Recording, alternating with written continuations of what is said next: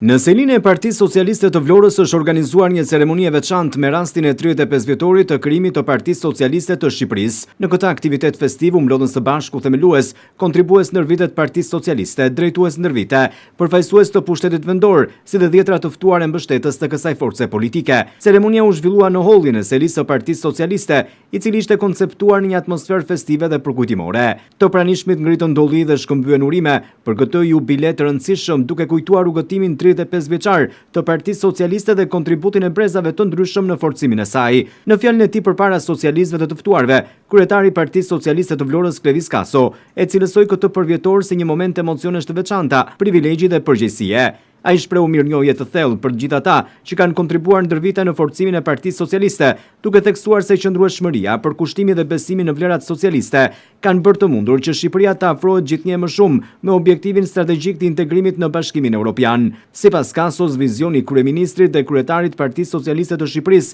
Edi Rama, së bashku me kontributin e socialistëve në të gjithë vendin, kanë ndihmuar në transformimin e Shqipërisë dhe afrimin e saj me familjen europiane.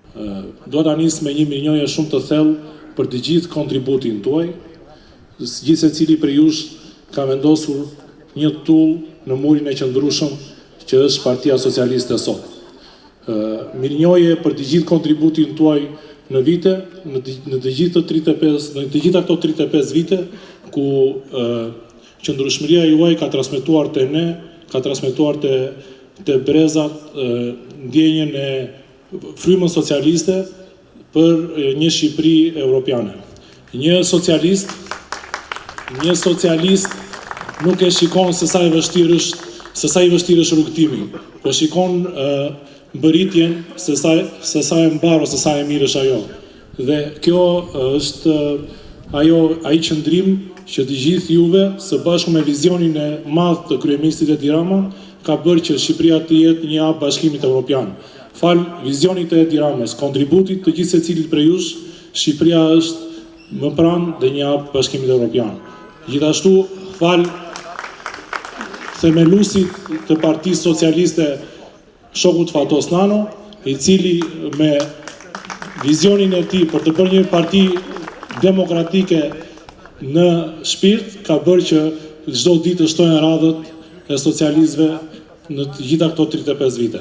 Gjatë ceremonisë u zhvillua edhe një moment i veçantë vlerësimi për figurat që kanë lënë gjurmë në historinë e Partisë Socialiste në Vlorë, me certifikata mirënjohje të firmosura nga kryetari i Partisë Socialiste të Shqipërisë, Edi Rama, si dhe me medaljen argjend, u nderuan ish drejtues të partisë, themelues, veteran, kontribues të ershëm dhe ish drejtues të pushtetit vendor. Të vlerësuarit shprehen emocionet e tyre për këtë nderim dhe ndan kujtime nga periudha të ndryshme të angazhimit politik, duke përshëndetur socialistët e pranishëm dhe duke vlerësuar rrugëtimin e gjatë të kësaj force politike.